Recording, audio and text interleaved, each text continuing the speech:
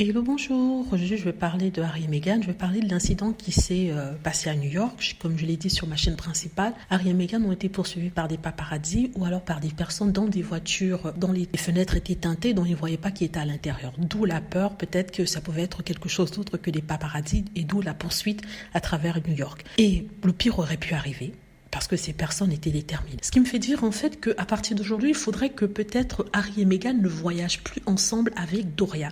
C'est-à-dire que Harry et Meghan dans une voiture et Doria dans une autre. Parce que imaginez si le pire venait à arriver et que tous les trois n'étaient plus de ce monde, qui allait prendre la garde de Archie et Lilibet. Ce sont des choses auxquelles il faut penser. On se dit que oui, il ne faut pas penser, les mots peuvent créer l'incident, mais il faut quand même être prudent. Parce que la pire des choses serait que la folle de Samantha mette la main dessus ou que les Cambridge et la famille royale prennent ces pauvres petits-enfants. Donc, sincèrement, je leur conseillerais de ne plus voyager à trois dans une même voiture parce que là, c'était effrayant. Ça se voit sur les photos, ils ont l'air un peu effrayés. Harry et Meghan, sur les photos qui ont été publiées sur le Daily Mail et qui ont d'ailleurs été retirées depuis. Pour des raisons que vous connaissez, parce que s'ils ont eu ces photos, ça veut dire qu'ils ont eu directement des personnes qui étaient peut-être dans ces voitures et qui filmaient. Et ça pourrait leur apporter des problèmes. Donc, peut-être, sincèrement, il vaudrait mieux pour eux que s'il y a une sorte d'événement, ils ne voyagent pas tous les trois, Meghan Markle, le prince Harry et Doria dans la même voiture, sachant que c'est sur Doria qu'ils doivent compter et vice-versa. Donc c'est un peu étrange ce qui se passe, il n'y a pas plus d'informations par rapport à ça. Il y a des choses qui sortent ici et là, mais on ne sait pas, il y a eu un cafouillage, il y a eu une embrouille, et les services de New York ont dit qu'ils sont en train de faire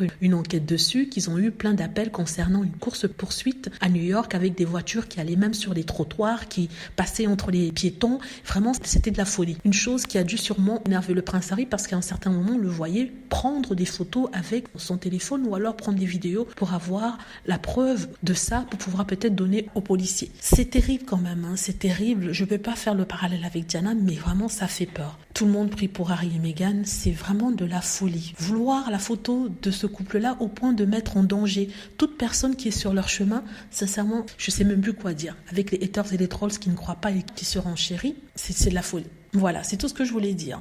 Dites-moi ce que vous en pensez. J'espère que vous avez aimé la vidéo. N'hésitez pas à cliquer sur like si c'est le cas, à vous abonner pour plus de vidéos et à cliquer sur la petite cloche afin d'être averti lorsque je poste une nouvelle vidéo. Merci.